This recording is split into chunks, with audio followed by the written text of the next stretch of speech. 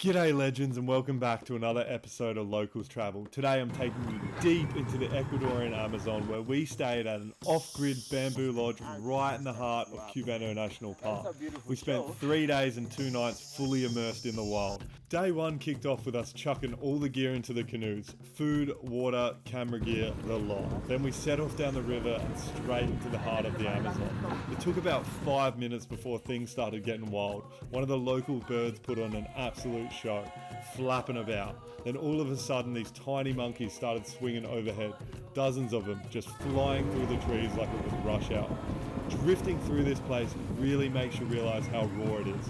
No roads, no signals, just endless thick jungle in every direction. The river winds like crazy too. Bend after bend, definitely not the place you'd want to take a wrong turn. The deeper we got, the quieter it felt, except for the sound of the jungle, which is non-stop. Birds, bugs, monkeys, frogs. It's like nature's version of a rave. And just when we thought we'd seen it all, boom, one of the guys points out a snake in a tree next to us. Its little red head poking out. Turns out it's one of the most dangerous snakes in the Amazon. Bit of a reality check, this place doesn't muck about. Keep cruising down the river, spotting a few caimans chilling on the banks and even caught a glimpse of a sloth way up in the treetops. Classic Amazon stuff. After a few hours we finally pulled up to our accommodation and mate, it absolutely blew us away. This off-grid bamboo lodge was next level, full-on jungle luxury, massive bamboo towers, stunning architecture, and the rooms that literally opened up into the rainforest. You could hear the birds and the bugs from your bed. The whole place is set on its own private bit of land, completely surrounded by nature, and the food is absolutely incredible.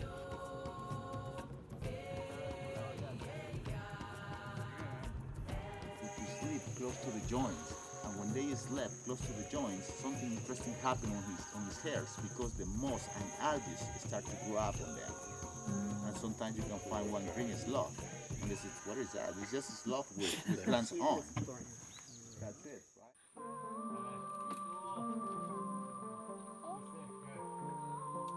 That's sick.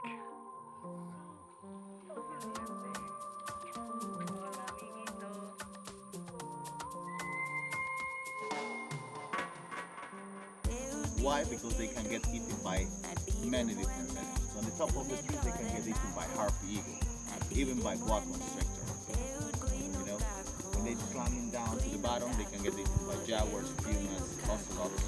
You know, when they're swimming, they can get eaten by caimans or anacondas. Even like that, people eat them. You spend the whole day cruising through the river systems with your guides, on the lookout for exotic animals, and somehow they're spotting stuff out of absolutely nowhere. You're looking at a wall of green and suddenly they're like, look, a toucan, a sloth, a bird, a monkey. It's absolutely unreal. After a solid morning on the water, we head back to the lodge for some lunch and a bit of downtime. Soak it all up, recharge, swat a few mozzies, then it's straight back out for an Arvo mission, and it's time we're heading out for a lake sunset swim.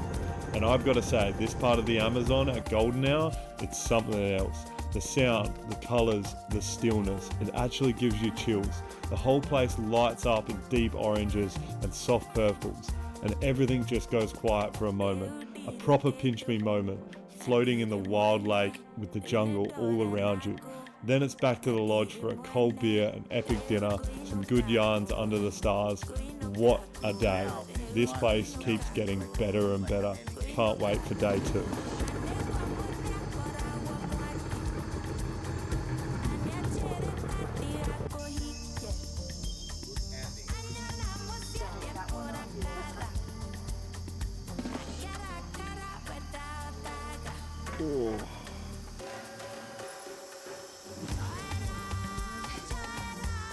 Day 2 kicks off nice and early, out in the river at sunrise, which is when the jungle is at its most alive. We're spotting all sorts of colourful birds, a few turtles soaking up the sun, and somehow pink dolphins. Yeah, legit pink dolphins.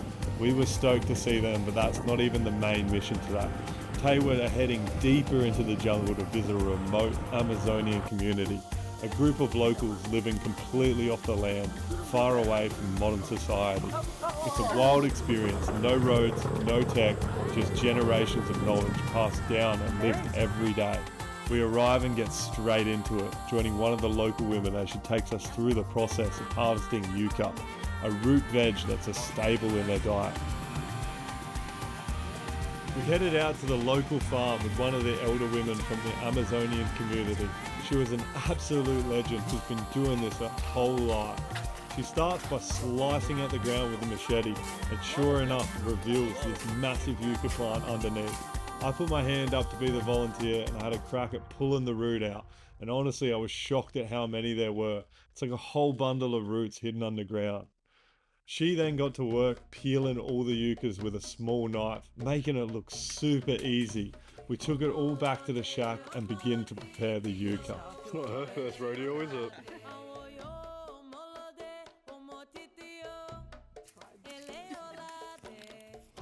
First step is to wash the yucca. We then had to grate it down by hands into this wet, floury kind of paste. Using these traditional graters, I put my hand up and gave shredding the yucca a go. It was a relentless work and definitely gave the arms a workout. After that, we broke it up and packed it into this traditionally made woven strainer. From there, we manually squeezed out all the moisture, like full-on jungle juicing, baby, until we were left with a dry, flour-like mix. That's where the magic happens, baby. That's where you can make the yucca tortillas. Simple, no additives, all from scratch. And let me tell you, once these bad boys are cooked up, fresh and hot, it's bloody delicious. I couldn't wait to get my hands around it. After an epic day spent with the local community, we cruised back to the lodge for rest, but the adventure wasn't over yet. Just before dusk, we geared up for our final jungle mission, a night hike through the rainforest.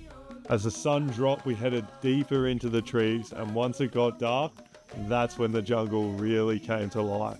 I knew that this was going to be an incredible experience. We spotted massive tarantulas, giant frogs, and more insects than you could even count. Some of them looked straight out of a sci-fi movie. I couldn't believe what we were seeing. The tarantula was crazy. Look at the red hairs on this bad boy.